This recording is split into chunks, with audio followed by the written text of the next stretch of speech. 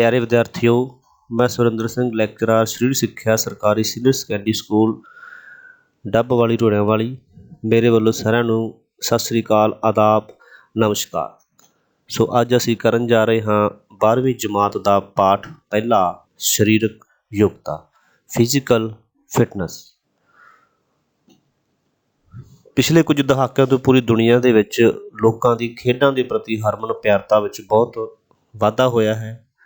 ਜੇਕਰ ਖੇਡਾਂ ਦੇ ਪਿਛੋਕੜ ਵੱਲ ਝਾਤ ਮਾਰੀਏ ਤਾਂ ਪਹਿਲਾਂ ਖੇਡਾਂ ਕੇਵਲ ਮੁਕਾਬਲੇ ਤੱਕ ਹੀ ਸੀਮਿਤ ਸਨ, ਪਰ ਅੱਜ ਖੇਡਾਂ ਦਾ ਸੰਬੰਧ ਸਮਾਜ ਦੇ ਹਰ ਇੱਕ ਵਰਗ ਨਾਲ ਜੁੜਿਆ ਹੋਇਆ ਹੈ, ਜਿਵੇਂ ਮਨੋਰੰਜਨ, ਪੁਨਰਵਾਸ, ਸਰੀਰਕ ਯੋਗਤਾ, ਰੋਮਾਂਚਕ ਖੇਡਾਂ ਆਦਿ। ਪਰ ਫਿਰ ਵੀ ਮੁਕਾਬਲੇ ਵਾਲੀਆਂ ਖੇਡਾਂ ਨੂੰ ਹਮੇਸ਼ਾ ਹੀ ਪਸੰਦ ਕੀਤਾ ਜਾਂਦਾ ਹੈ। ਮੁਕਾਬਲੇ ਦੀਆਂ ਖੇਡਾਂ ਦਾ ਖੇਤਰ ਕੇਵਲ ਜਿੱਤ ਹਾਰ ਤੱਕ ਹੀ ਸੀਮਿਤ ਨਹੀਂ ਹੈ, ਬਲਕਿ ਇਹ ਖਿਡਾਰੀ ਵਿੱਚ ਕਈ ਤਰ੍ਹਾਂ ਦੇ ਸਮਾਜਿਕ ਗੁਣ ਪੈਦਾ ਕਰਦੇ ਹਨ। ਖੇਡਾਂ ਖਿਡਾਰੀ ਦਾ ਸਰਬਪੱਖੀ ਵਿਕਾਸ ਕਰਨ ਦੇ ਨਾਲ ਨਾਲ ਉਸ ਵਿੱਚ ਦੇਸ਼ ਭਗਤੀ ਦੀ ਭਾਵਨਾ ਵੀ ਪੈਦਾ ਕਰਦੇ ਹਨ। ਖਿਡਾਰੀ ਨੂੰ ਅਨੁਸ਼ਾਸਨ ਵਿੱਚ ਰਹਿਣ ਦੀ ਪ੍ਰੇਰਨਾ ਵੀ ਪੈਦਾ ਕਰਦੇ ਹਨ। ਇੱਕ ਚੰਗੇ ਲੀਡਰਸ਼ਿਪ ਵਾਲੇ ਗੁਣ ਵੀ ਖੇਡਾਂ ਦੁਆਰਾ ਖਿਡਾਰੀ ਦੇ ਵਿੱਚ ਪੈਦਾ ਕੀਤੇ ਜਾਂਦੇ ਹਨ। ਖੇਡਾਂ ਦੇ ਖੇਤਰ ਵਿੱਚ ਚੰਗੇ ਪ੍ਰਦਰਸ਼ਨ ਅਤੇ ਕਾਮਯਾਬੀ ਦੇ ਲਈ ਸਰੀਰਕ ਯੋਗਤਾ ਦਾ ਮਹੱਤਵਪੂਰਨ ਯੋਗਦਾਨ ਰਿਹਾ ਹੈ। ਨੈਕਸਟ ਪੁਆਇੰਟ ਹੈ ਸਰੀਰਕ ਯੋਗਤਾ ਦਾ ਅਰਥ। Meaning of physical fitness. ਸਰੀਰਕ ਯੋਗਤਾ ਤੋਂ ਭਾਵ ਆਪਣੇ ਰੋਜ਼ਾਨਾ ਦੇ ਕੰਮਾਂ ਨੂੰ ਬਿਨਾਂ ਥਕਾਵਟ ਦੇ ਪੂਰਾ ਕਰਨ ਤੋਂ ਹੈ, ਅਤੇ ਕੰਮ ਕਰਨ ਤੋਂ ਬਾਅਦ ਅਚਾਨਕ ਵਾਪਰੀ ਘਟਨਾ ਦਾ ਸਾਹਮਣਾ ਕਰਨ ਦੀ ਸ਼ਕਤੀ ਨੂੰ ਹੀ ਸਰੀਰਕ ਯੋਗਤਾ ਕਿਹਾ ਜਾਂਦਾ ਹੈ। ਖੇਡਾਂ ਵਿੱਚ ਸਰੀਰਕ ਯੋਗਤਾ ਤੋਂ ਬਿਨਾਂ ਖਿਡਾਰੀ ਦੀ ਤਰੱਕੀ ਸੰਭਵ ਨਹੀਂ ਹੋ ਸਕਦੀ। ਕਿਸੇ ਵੀ ਖੇਡ ਮੁਕਾਬਲੇ ਦੀ ਤਿਆਰੀ ਦੇ ਲਈ ਸਭ ਤੋਂ ਪਹਿਲਾਂ ਵੱਖ-ਵੱਖ ਕਸਰਤਾਂ ਦੀ ਸਹਾਇਤਾ ਨਾਲ ਖਿਡਾਰੀ ਦੀ ਸਰੀਰਕ ਯੋਗਤਾ ਨੂੰ ਵਧਾਇਆ ਜਾਂਦਾ ਹੈ। ਖਿਡਾਰੀ ਦੀ ਸਰੀਰਕ ਯੋਗਤਾ ਦਾ ਪੱਧਰ ਹੀ ਮੁਕਾਬਲੇ ਵਿੱਚ ਖਿਡਾਰੀ ਦੀ ਜਿੱਤ ਹਾਰ ਦਾ ਆਧਾਰ ਨਿਸ਼ਚਿਤ ਕਰਦਾ ਹੈ। ਸੋ ਸਰੀਰਕ ਯੋਗਤਾ ਤੋਂ ਭਾਵ ਜੋ ਇਨਸਾਨ ਆਪਣੇ ਰੋਜ਼ਾਨਾ ਦੇ ਕੰਮ ਬਿਨਾਂ ਕਿਸੇ ਥਕਾਵਟ ਦੇ ਕਰਦਾ ਹੈ, ਉਹ ਉਸ ਦੀ ਸਰੀਰਕ ਯੋਗਤਾ ਕਹਾਉਂਦਾ ਹੈ। ਸਰੀਰਕ ਯੋਗਤਾ ਦੀ ਪਰਿਭਾਸ਼ਾ, ਡੈਫੀਨੇਸ਼ਨ ਆਫ ਫਿਜ਼ੀਕਲ ਫਿਟਨੈਸ। ਸੋ ਵੱਖ-ਵੱਖ ਵਿਦਵਾਨਾਂ ਨੇ ਸਮੇਂ-ਸਮੇਂ 'ਤੇ ਸਰੀਰਕ ਯੋਗਤਾ ਦੀਆਂ ਵੱਖ-ਵੱਖ ਪਰਿਭਾਸ਼ਾਵਾਂ ਦਿੱਤੀਆਂ ਹਨ। ਸੋ ਕੁਝ ਵਿਦਵਾਨਾਂ ਦੇ ਅਨੁਸਾਰ ਆਪਣੇ ਰੋਜ਼ਾਨਾ ਦੇ ਕੰਮ ਨੂੰ ਠੀਕ ਢੰਗ ਨਾਲ ਪੂਰਾ ਕਰ ਲੈਣਾ ਹੀ ਸਰੀਰਕ ਯੋਗਤਾ ਕਹਾਉਂਦਾ ਹੈ, ਜਦੋਂ ਕਿ ਕੁਝ ਵਿਦਵਾਨ ਸਰੀਰਕ ਯੋਗਤਾ ਨੂੰ ਵਿਅਕਤੀ ਦੀ ਸਰੀਰਕ ਡੀਲ ਡੌਲ ਨੂੰ ਉਸ ਦੀ ਸਰੀਰਕ ਯੋਗਤਾ ਕਹਿੰਦੇ ਹਨ। ਸੋ ਇੱਕ ਡਾਕਟਰ ਜੋ ਹੈ ਉਹ ਵਿਅਕਤੀ ਦੀ ਸਰੀਰਕ ਤੰਦਰੁਸਤੀ ਨੂੰ ਹੀ ਉਸ ਦੀ ਸਰੀਰਕ ਯੋਗਤਾ ਕਹਿੰਦਾ ਹੈ। ਸੋ ਇੱਕ ਖਿਡਾਰੀ ਦੇ ਲਈ ਸਰੀਰਕ ਯੋਗਤਾ ਦਾ ਅਰਥ ਹੈ ਜੋ ਉਹ ਵੱਖਰਾ ਹੋ ਜਾਂਦਾ ਹੈ। ਉਸ ਦੇ ਲਈ ਉਸ 5 ਤੱਤਾਂ ਦਾ ਹੋਣਾ ਬਹੁਤ ਜ਼ਰੂਰੀ ਹੈ। ਸੋ ਵੈਬਸਟਰ ਵਿਸ਼ਵਕੋਸ਼ ਅਨੁਸਾਰ ਸਰੀਰਕ ਯੋਗਤਾ ਇੱਕ ਵਿਅਕਤੀ ਵਿੱਚ ਬਿਨਾਂ ਥੱਕੇ ਕੰਮ ਕਰਨ ਦੀ ਅਤੇ ਖੇਡ ਕਿਰਿਆਵਾਂ ਵਿੱਚ ਭਾਗ ਲੈਣ ਤੋਂ ਬਾਅਦ ਵੀ ਹੰਗਾਮੀ ਸਥਿਤੀ ਨਾਲ ਨਿਪਟਣ ਲਈ ਊਰਜਾ ਬਚਾ ਕੇ ਰੱਖਣ ਦੀ ਸਮਰੱਥਾ ਨੂੰ ਸਰੀਰਕ ਯੋਗਤਾ ਕਿਹਾ ਜਾਂਦਾ ਹੈ।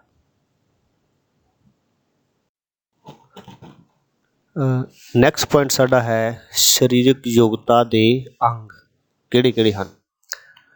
ਸਰੀਰਕ ਯੋਗਤਾ ਨੂੰ ਵਧਾਉਣ ਦੇ ਲਈ ਸਰੀਰਕ ਯੋਗਤਾ ਦੇ ਅੰਗਾਂ ਬਾਰੇ ਜਾਣਕਾਰੀ ਹੋਣਾ ਬਹੁਤ ਜ਼ਰੂਰੀ ਹੈ। ਇਹਨਾਂ ਅੰਗਾਂ ਵਿੱਚ ਸੁਧਾਰ ਕਰਨਾ ਬਹੁਤ ਜ਼ਰੂਰੀ ਹੈ। ਖੇਡਾਂ ਦੇ ਨਾਲ ਨਾਲ ਜੀਵਨ ਦੇ ਹਰੇਕ ਖੇਤਰ ਵਿੱਚ ਸਰੀਰਕ ਯੋਗਤਾ ਦੇ ਅੰਗਾਂ ਦੀ ਅਹਿਮ ਭੂਮਿਕਾ ਹੁੰਦੀ ਹੈ। ਤਾਂ ਮੁੱਖ ਤੌਰ 'ਤੇ ਸਰੀਰਕ ਯੋਗਤਾ ਦੇ 5 ਅੰਗ ਹਨ। ਇਹਨਾਂ 5 ਅੰਗਾਂ ਦੇ ਹਰ ਇੱਕ ਗੇਮ ਜਿਹੜੀ ਆ ਉਹ ਡਿਪੈਂਡ ਹੈਗੀ ਆ।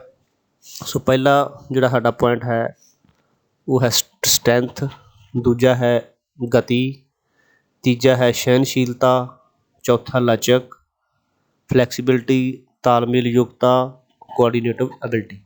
ਸੋ ਤੁਸੀਂ ਚਿੱਤਰ ਦੇ ਵਿੱਚ ਵੀ ਦੇਖ ਰਹੇ ਹੋ ਕਿ component of physical fitness strength ਹੈ, ਫਲੈਕਸੀਬਿਲਿਟੀ ਹੈ, muscular endurance, body composition, agility, speed, reaction time, balance, powers, coordinations, ਇਹ ਸਾਰੇ ਮਿਲ ਕੇ ਸਰੀਰਕ ਯੋਗਤਾ ਦੇ ਅੰਗ ਬਣਦੇ ਹਨ। ਇਹ ਹਰ ਇੱਕ ਗੇਮ ਦੇ ਲਈ ਬਹੁਤ ਜ਼ਰੂਰੀ ਹਨ। ਇਹਨਾਂ ਦਾ ਹਰ ਗੇਮ ਦੇ ਵਿੱਚ ਹੋਣਾ ਬਹੁਤ ਜ਼ਰੂਰੀ ਹੈ। ਜੇਕਰ ਇਹ ਨਹੀਂ ਹੋਣਗੇ ਤਾਂ ਖਿਡਾਰੀ ਹੈ ਉਹ ਫਿਜ਼ੀਕਲ ਫਿੱਟ ਨਹੀਂ ਹੋ ਸਕਦਾ। ਸੋ ਪਹਿਲਾ ਪੁਆਇੰਟ ਹੈ ਤਾਕਤ, ਸਟਰੈਂਥ। ਮਾਸਪੇਸ਼ੀਆਂ ਦੀ ਮੁਕਾਬਲਾ ਕਰਨ ਦੀ ਸਮਰੱਥਾ ਨੂੰ ਤਾਕਤ ਕਿਹਾ ਜਾਂਦਾ ਹੈ। ਸਰੀਰਕ ਯੋਗਤਾ ਦੇ ਸਾਰੇ ਅੰਗ ਤਾਕਤ ਉੱਪਰ ਨਿਰਭਰ ਕਰਦੇ ਹਨ। ਮੁੱਖ ਤੌਰ 'ਤੇ ਤਾਕਤ ਨੂੰ 3 ਭਾਗਾਂ ਵਿੱਚ ਵੰਡਿਆ ਗਿਆ ਹੈ। ਸੋ ਤੁਸੀਂ ਪਹਿਲੇ ਚਿੱਤਰ ਦੇ ਵਿੱਚ ਤੁਸੀਂ ਦੇਖ ਸਕਦੇ ਹੋ ਕਿ ਵੱਖ-ਵੱਖ ਤਾਕਤ ਦੇ ਜਿਹੜੇ ਵੱਖ-ਵੱਖ ਰੂਪ ਆ ਉਹ ਦਿਖਾਏ ਗਏ ਹਨ। ਸਾਈਕਲਿੰਗ ਦਾ ਦਿਖਾਇਆ ਗਿਆ ਹੈ, ਵੇਟ ਲਿਫਟਿੰਗ ਦਾ ਦਿਖਾਇਆ ਗਿਆ ਹੈ, ਗੋਲਾ ਸੁੱਟਣ ਦਾ ਦਿਖਾਇਆ ਗਿਆ, ਦੌੜਦੇ ਦਾ ਦਿਖਾਇਆ ਗਿਆ। ਇਹ ਸਾਰੇ ਕੀ ਹੈ, ਇਹ ਤਾਕਤ ਦੇ ਹੀ ਰੂਪ ਹਨ। ਸੋ ਮਾਸਪੇਸ਼ੀਆਂ ਦੀ ਮੁਕਾਬਲਾ ਕਰਨ ਦੀ ਸਮਰੱਥਾ ਨੂੰ ਹੀ ਤਾਕਤ ਕਿਹਾ ਜਾਂਦਾ ਹੈ।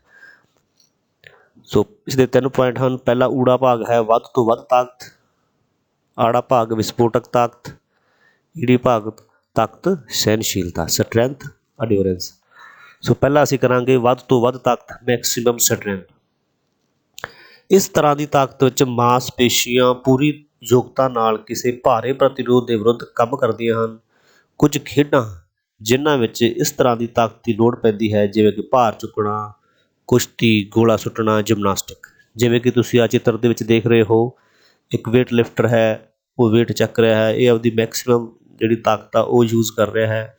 ਸ਼ਾਟ ਪੁੱਟਰ ਹੈ ਜੋ ਗੋਲਾ ਸੁੱਟ ਰਿਹਾ, ਇਹ ਵੀ ਆਪਣੀ ਮੈਕਸੀਮਮ ਤਾਕਤ ਹੈ, ਜਿਹੜੀ ਵੱਧ ਤੋਂ ਵੱਧ ਤਾਕਤ ਹੈ ਉਸ ਨੂੰ ਯੂਜ਼ ਕਰ ਰਿਹਾ ਹੈ। ਸੋ ਇਹ ਵੱਧ ਤੋਂ ਵੱਧ ਤਾਕਤ ਦੀਆਂ ਉਦਾਹਰਨਾਂ ਹਨ। ਸੋ ਨੈਕਸਟ ਪੁਆਇੰਟ ਹੈ ਵਿਸਫੋਟਕ ਤਾਕਤ, ਐਕਸਪਲੋਸਿਵ ਪਾਵਰ। ਇਹ ਗਤੀ ਅਤੇ ਤਾਕਤ ਦਾ ਸੁਮੇਲ ਹੈ।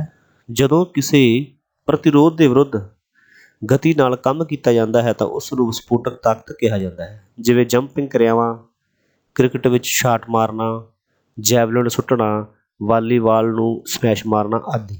ਜਿਵੇਂ ਕਿ ਤੁਸੀਂ ਚਿੱਤਰ ਦੇ ਵਿੱਚ ਵੇਖ ਰਹੇ ਹੋ ਕਿ ਇੱਕ ਖਿਡਾਰੀ ਜੋ ਹੈ ਉਹ ਵਾਲੀਬਾਲ ਨੂੰ ਸਮੈਸ਼ ਕਰ ਰਿਹਾ ਹੈ ਗਤੀ ਦੇ ਨਾਲ। ਗਤੀ ਦੇ ਨਾਲ ਇਹ ਹੈ ਕਿ ਇੱਕ ਥਾਂ ਖੜ੍ਹ ਕੇ ਤੁਸੀਂ ਕਿਰਿਆ ਨਹੀਂ ਕਰਨੀ, ਭੱਜ ਕੇ, ਦੌੜ ਕੇ, ਜੰਪ ਕਰਕੇ ਜਿਹੜੀ ਕਿਰਿਆ ਕੀਤੀ ਜਾਂਦੀ ਹੈ, ਐਕਸ਼ਨ ਕੀਤਾ ਜਾਂਦਾ ਹੈ ਜਾਂ ਪਾਵਰ ਯੂਜ਼ ਕੀਤੀ ਜਾਂਦੀ ਹੈ, ਉਸ ਨੂੰ ਅਸੀਂ ਐਕਸਪਲੋਸਿਵ ਪਾਵਰ ਜਾਂ ਵਿਸਫੋਟਕ ਸ਼ਕਤੀ ਕਹਿੰਦੇ ਹਾਂ। ਸੋ ਇੱਕ ਖਿਡਾਰੀ ਜੋ ਹੈ ਜੰਪ ਕਰਕੇ ਵਾਲੀਬਾਲ ਦੇ ਪੂਰੀ ਤਾਕਤ ਦੇ ਨਾਲ ਸਮੈਸ਼ ਕਰ ਰਿਹਾ, ਇਸ ਨੂੰ ਅਸੀਂ ਐਕਸਪਲੋਸਿਵ ਪਾਵਰ ਕਹਾਂਗੇ।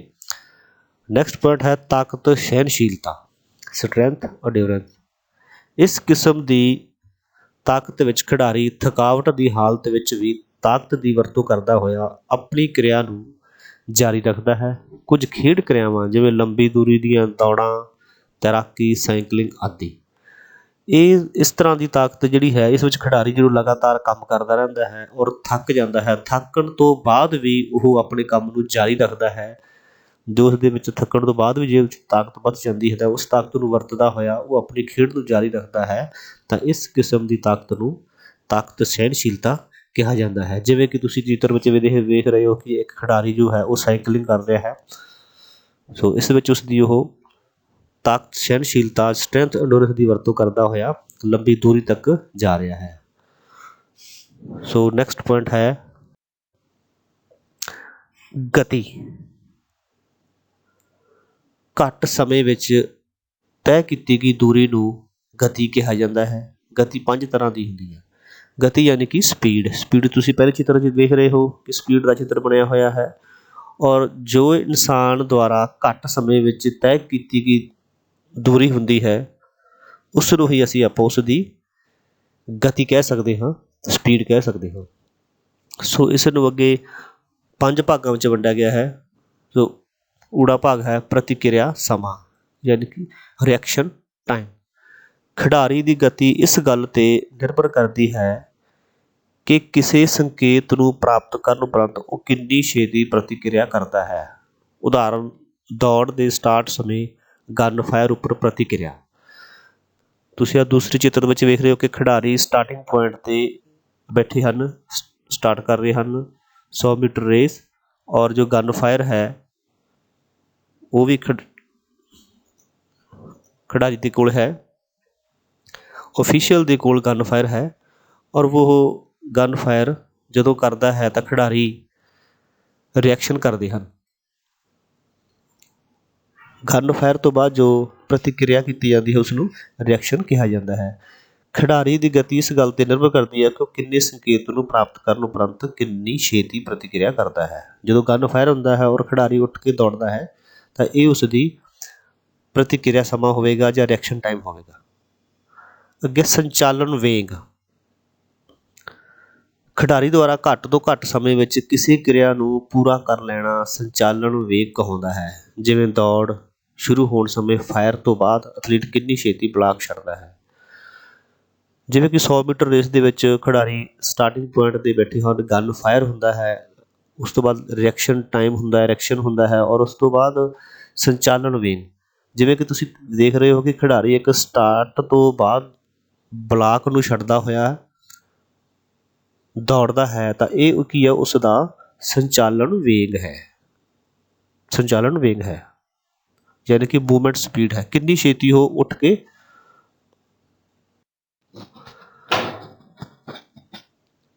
ਸੋ ਅਗਲਾ ਪੁਆਇੰਟ ਸਾਡਾ ਹੈ ਗਤੀ ਯੋਗਤਾ। ਗਤੀ ਯੋਗਤਾ ਕੰਮ ਨੂੰ ਸ਼ੁਰੂ ਕਰਨ ਤੋਂ ਬਾਅਦ ਖਿਡਾਰੀ ਕਿੰਨੀ ਛੇਤੀ ਆਪਣੀ ਪੂਰੀ ਰਫਤਾਰ ਵਿੱਚ ਆ ਜਾਂਦਾ ਹੈ। ਇਸ ਵਿੱਚ ਵਿਸਫੋਟਕ ਤਾਕਤ ਅਤੇ ਤਕਨੀਕ ਦੀ ਅਹਿਮ ਭੂਮਿਕਾ ਹੁੰਦੀ ਹੈ। ਜਿਵੇਂ ਕਿ ਅਸੀਂ ਜਾਣਦੇ ਕਿ 100 ਮੀਟਰ ਰੇਸ ਸ਼ੁਰੂ ਹੋਣ ਤੋਂ ਬਾਅਦ ਖਿਡਾਰੀ ਜੋ ਹੈ ਆਪਣੀ ਪੂਰੀ ਰੇਸ ਜਾਂ ਪੂਰੀ ਐਬਿਲਿਟੀ ਦੇ ਵਿੱਚ 60 ਮੀਟਰ ਤੱਕ ਜਾਂ 70 ਮੀਟਰ ਤੱਕ ਆ ਜਾਂਦਾ ਹੈ। ਇਹ ਉਸ ਦੀ ਐਸਲਰੇਸ਼ਨ ਐਬਿਲਿਟੀ ਹੁੰਦੀ ਹੈ। ਨੈਕਸਟ ਪੁਆਇੰਟ ਹੈ ਇੰਜਣ ਯੋਗਤਾ। ਐਥਲੀਟ ਵੱਲੋਂ ਪੂਰੀ ਰਫਤਾਰ ਫੜਨ ਤੋਂ ਬਾਅਦ ਉਹ ਕਿੰਨੇ ਸਮੇਂ ਤੱਕ ਉਸ ਰਫਤਾਰ ਨਾਲ ਦੌੜ ਸਕਦਾ ਹੈ, ਇਹ ਉਸ ਦੀ ਇੰਜਣ ਯੋਗਤਾ ਕਹਾਉਂਦਾ ਹੈ। 100 ਮੀਟਰ ਰੇਸ 200 ਮੀਟਰ ਰੇਸ ਦੇ ਵਿੱਚ ਇਸ ਦਾ ਅਹਿਮ ਰੋਲ ਹੁੰਦਾ ਹੈ।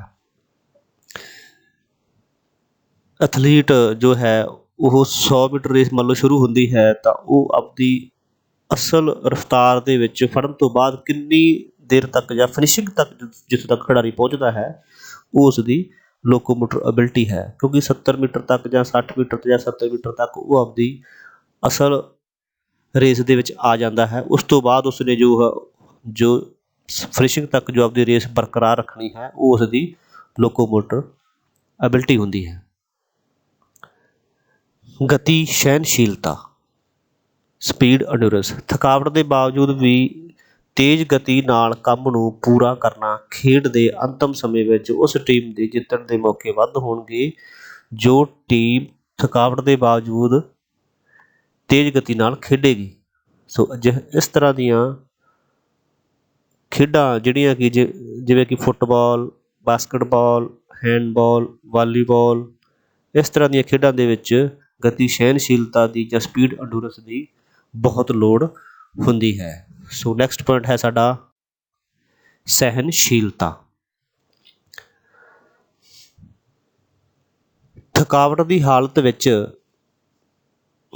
ਲਗਾਤਾਰ ਕੰਮ ਕਰਨ ਦੀ ਯੋਗਤਾ ਨੂੰ ਸਹਿਣਸ਼ੀਲਤਾ ਕਿਹਾ ਜਾਂਦਾ ਹੈ। ਇਹ ਸਰੀਰਕ ਯੋਗਤਾ ਦਾ ਤੀਸਰਾ ਅਤੇ ਅਹਿਮ ਅੰਗ ਹੈ। ਇਸ ਨੂੰ 3 ਭਾਗਾਂ ਵਿੱਚ ਵੰਡਿਆ ਗਿਆ ਹੈ। ਊੜਾ ਭਾਗ ਹੈ ਘੱਟ ਸਮੇਂ ਦੀ ਸਹਿਣਸ਼ੀਲਤਾ, ਸ਼ਾਰਟ ਟਰਮ ਐਂਡੂਰੈਂਸ। ਉਹ ਸਾਰੀਆਂ ਕਿਰਿਆਵਾਂ ਜਿਨ੍ਹਾਂ ਦਾ ਸਮਾਂ 2 ਮਿੰਟ ਤੋਂ ਘੱਟ ਹੁੰਦਾ ਹੈ,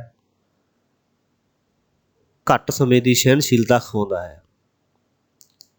ਜਿਵੇਂ ਕਿ 100 ਮੀਟਰ ਰੇਸ, 200 ਮੀਟਰ ਅਤੇ 400 ਮੀਟਰ ਰੇਸ ਵਿੱਚ ਘੱਟ ਸਮੇਂ ਦੀ ਸਹਿਣਸ਼ੀਲਤਾ ਦੀ ਲੋੜ ਪੈਂਦੀ ਹੈ।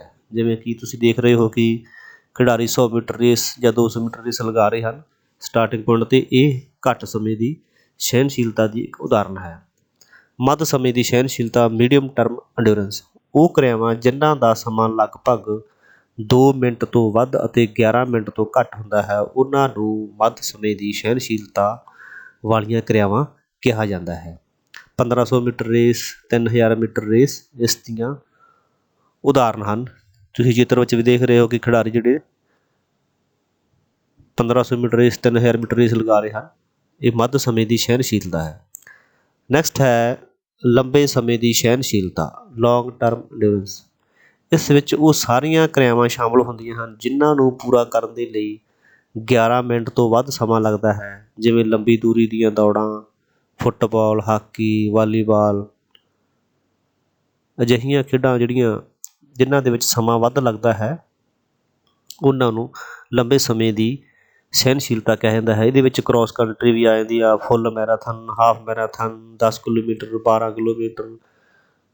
ਇਹ ਸਾਰੀਆਂ ਲੰਬੇ ਸਮੇਂ ਦੀ ਸਹਿਣਸ਼ੀਲਤਾ ਹਨ। ਸੋ ਨੈਕਸਟ ਪੁਆਇੰਟ ਹੈ ਸਾਡਾ ਲਚਕ, ਫਲੈਕਸੀਬਿਲਿਟੀ। ਸਰੀਰ ਦੇ ਜੋੜਾਂ ਨੂੰ ਵੱਧ ਤੋਂ ਵੱਧ ਮੋੜਨ ਦੀ ਯੋਗਤਾ ਨੂੰ ਲਚਕ ਕਿਹਾ ਜਾਂਦਾ ਹੈ। ਖਿਡਾਰੀਆਂ ਦੇ ਲਚਕ ਦਾ ਹੋਣਾ ਬਹੁਤ ਜ਼ਰੂਰੀ ਹੈ। ਖਿਡਾਰੀਆਂ ਦੀ ਲਚਕ ਅਹਿਮ ਰੋਲ ਅਦਾ ਕਰਦੀ ਹੈ ਕਿਉਂਕਿ ਲਚਕ ਖਿਡਾਰੀ ਦੀ ਕਿਰਿਆ ਨੂੰ ਬਹੁਤ ਹੀ ਪ੍ਰਭਾਵਸ਼ਾਲੀ ਬਣਾ ਦਿੰਦੀ ਹੈ। ਖਿਡਾਰੀ ਨੂੰ ਇਹ ਸੱਟਾਂ ਤੋਂ ਵੀ ਬਚਾਉਂਦੀ ਹੈ। ਭਾਵੇਂ ਹਰ ਖੇਡ ਵਿੱਚ ਖਿਡਾਰੀ ਨੂੰ ਲਚਕ ਦੀ ਲੋੜ ਪੈਂਦੀ ਹੈ, ਪਰ ਜਿਮਨਾਸਟਿਕ, ਖੋ-ਖੋ, ਯੋਗਾ ਆਦਿ ਵਿੱਚ ਲਚਕ ਦਾ ਅਹਿਮ ਰੋਲ ਹੁੰਦਾ ਹੈ ਜਾਂ ਮਹੱਤਵਪੂਰਨ ਸਥਾਨ ਹੈ। ਸੋ ਇਸ ਦੇ ਆਧਾਰ 'ਤੇ ਅਸੀਂ ਲਚਕ ਨੂੰ ਦੋ ਭਾਗਾਂ 'ਚ ਵੰਡ ਸਕਦੇ ਹਾਂ, ਚੁਸਤ ਲਚਕ ਅਤੇ ਸੁਸਤ ਲਚਕ। ਸੋ ਪਹਿਲੇ ਚਿੱਤਰ ਦੇ ਵਿੱਚ ਤੁਸੀਂ ਦੇਖ ਸਕਦੇ ਹੋ ਕਿ ਖਿਡਾਰੀ ਲਚਕ ਵਧਾਉਣ ਦੇ ਲਈ ਅਲੱਗ-ਅਲੱਗ ਜਿਹੜੀ ਐਕਸਰਸਾਈਜ਼ ਆ ਉਹ ਕਰ ਰਹੇ ਹਨ। ਸੋ ਊੜਾ ਭਾਗ ਸਾਡੇ ਕੋਲ ਹੈ ਚੁਸਤ ਲਚਕ, ਐਕਟਿਵ ਫਲੈਕਸੀਬਿਲਿਟੀ। ਬਿਨਾਂ ਕਿਸੇ ਦੀ ਸਹਾਇਤਾ ਦੇ ਨਾਲ ਅਸੀਂ ਆਪਣੇ ਸਰੀਰ ਦੇ ਜੋੜਾਂ ਨੂੰ ਜਿੰਨਾ ਮੋੜ ਸਕਦੇ ਹਾਂ ਉਹਨਾਂ ਨੂੰ ਚੁਸਤ ਲਚਕ ਕਿਹਾ ਜਾਂਦਾ ਹੈ। ਜਿਵੇਂ ਕਿ ਤੁਸੀਂ ਚਿੱਤਰ ਵਿੱਚ ਵੇਖਦੇ ਹੋ ਕਿ ਖਿਡਾਰੀ ਆਪਦੇ ਪੈਰ ਨੂੰ ਹੱਥ ਲਾਉਣ ਦੀ ਕੋਸ਼ਿਸ਼ ਕਰ ਰਿਹਾ ਹੈ, ਫਲੈਕਸੀਬਿਲਿਟੀ ਜਿਹੜੀ ਐਕਸਰਸਾਈਜ਼ ਆ ਉਹ ਕਰ ਰਿਹਾ ਹੈ, ਉਹ ਬਿਨਾਂ ਕਿਸੇ ਦੀ ਸਹਾਇਤਾ ਦੇ ਨਾਲ ਆਪਣੇ ਆਪ ਕਰ ਰਿਹਾ ਹੈ। ਇਹ ਇੱਕ ਚੁਸਤ ਲਚਕ ਦੀ ਉਦਾਹਰਨ ਹੈ। ਦੂਜਾ ਹੈ ਸੁਸਤ ਲਚਕ, ਪੈਸਿਵ ਫਲੈਕਸੀਬਿਲਿਟੀ। ਕਿਸੇ ਦੀ ਸਹਾਇਤਾ ਦੇ ਨਾਲ ਅਸੀਂ ਆਪਣੇ ਸਰੀਰ ਦੇ ਜੋੜਾਂ ਨੂੰ ਜਿੰਨਾ ਮੋੜ ਸਕਦੇ ਹਾਂ ਇਸ ਨੂੰ ਸੁਸਤ ਲਚਕ ਕਹਿੰਦੇ ਹਨ। ਸੁਸਤ ਲਚਕ ਹਮੇਸ਼ਾ ਹੀ ਚੁਸਤ ਲਚਕ ਤੋਂ ਵੱਧ ਹੁੰਦੀ ਹੈ। ਤੁਸੀਂ ਚਿੱਤਰ ਵਿੱਚ ਵੀ ਦੇਖ ਰਹੇ ਹੋ ਕਿ ਇੱਕ ਖਿਡਾਰੀ ਦੂਸਰੇ ਖਿਡਾਰੀ ਦੀ ਮਦਦ ਕਰ ਰਿਹਾ ਫਲੈਕਸੀਬਿਲਿਟੀ ਐਕਸਰਸਾਈਜ਼ ਕਰਨ ਦੇ ਵਿੱਚ। ਇਸ ਨਾਲ ਕੀ ਹੈ, ਜਿਹੜਾ ਜੋੜਾਂ ਦੀ ਰੇਂਜ ਆ ਉਹ ਵੱਧ ਜਾਂਦੀ ਹੈ, ਜੀ ਫਲੈਕਸੀਬਿਲਿਟੀ ਜਿਹੜੀ ਹੈ ਉਹ ਵੱਧ ਜਾਂਦੀ ਹੈ। ਸੋ ਹਮੇਸ਼ਾ ਹੀ ਜਿਹੜੀ ਸੁਸਤ ਲਚਕ ਹੈ ਉਹ ਚੁਸਤ ਲਚਕ ਨਾਲੋਂ ਵੱਧ ਹੁੰਦੀ ਹੈ। ਸੋ ਨੈਕਸਟ ਪੁਆਇੰਟ ਹੈ ਸਾਡਾ ਤਾਲਮੇਲ ਯੋਗਤਾ, ਕੋਆਰਡੀਨੇਟਿਵ ਐਬਿਲਿਟੀ। ਤਾਲਮੇਲ ਤੋਂ ਭਾਵ ਸਰੀਰ ਦੀਆਂ ਮਾਸਪੇਸ਼ੀਆਂ ਦਾ ਦਿਮਾਗ ਦੇ ਨਾਲ ਸੰਬੰਧ ਤੋਂ ਹੈ। ਇਹ ਸਰੀਰਕ ਯੋਗਤਾ ਦੇ ਬਾਕੀ ਤੱਤਾਂ, ਗਤੀ, ਤਾਕਤ, ਸਹਿਣਸ਼ੀਲਤਾ ਅਤੇ ਲਚਕ ਦਾ ਸੁਮੇਲ ਹੈ। ਕਿਸੇ ਖਿਡਾਰੀ ਦਾ ਤਾਲਮੇਲ ਜਿੰਨਾ ਵਧੀਆ ਹੋਵੇਗਾ ਉਸ ਦੀ ਸਰੀਰਕ ਯੋਗਤਾ ਵੀ ਉਨਾ ਵਧੀਆ ਹੋਵੇਗੀ। ਸੋ ਜਿਹੜਾ ਤਾਲਮੇਲ ਯੋਗਤਾ ਹੈ ਇਹ ਫਿਜ਼ੀਕਲ ਫਿਟਨੈਸ ਦਾ ਇੱਕ ਬਹੁਤ ਹੀ ਇੰਪੋਰਟੈਂਟ ਤੱਤ ਹੈ। ਇਸ ਦੇ ਨਾਲ ਕਿਸੇ ਵੀ ਖੇਡ ਦੇ ਵਿੱਚ ਪ੍ਰਾਪਤੀ ਕਰਨਾ ਅਸੰਭਵ ਹੈ ਕਿਉਂਕਿ ਬਾਡੀ ਅਤੇ ਮਾਇੰਡ ਦਾ ਤਾਲਮੇਲ ਹੋਣਾ ਬਹੁਤ ਜ਼ਰੂਰੀ ਹੈ। ਖਿਡਾਰੀਆਂ ਦਾ ਆਪਸ ਵਿੱਚ ਤਾਲਮੇਲ ਹੋਣਾ ਬਹੁਤ ਜ਼ਰੂਰੀ ਹੈ। ਜੇਕਰ ਬਾਡੀ ਅਤੇ ਮਾਇੰਡ ਦਾ ਔਰ ਖਿਡਾਰੀਆਂ ਦਾ ਆਪਸ ਵਿੱਚ ਤਾਲਮੇਲ ਨਹੀਂ ਹੋਵੇਗਾ ਤਾਂ ਅਸੀਂ ਕਿਸੇ ਵੀ ਖੇਡ ਦੇ ਵਿੱਚ ਪ੍ਰਾਪਤੀ ਨਹੀਂ ਕਰ ਸਕਦੇ। ਸੋ ਇਹਨਾਂ ਦਾ ਤਾਲਮੇਲ ਹੋਣਾ ਬਹੁਤ ਜ਼ਰੂਰੀ ਹੈ। ਸੋ ਅੱਜ ਦਾ ਸਾਡਾ ਇਹ ਟੌਪਿਕ ਇੱਥੇ ਹੀ ਸਮਾਪਤ ਹੁੰਦਾ ਹੈ। ਧੰਨਵਾਦ।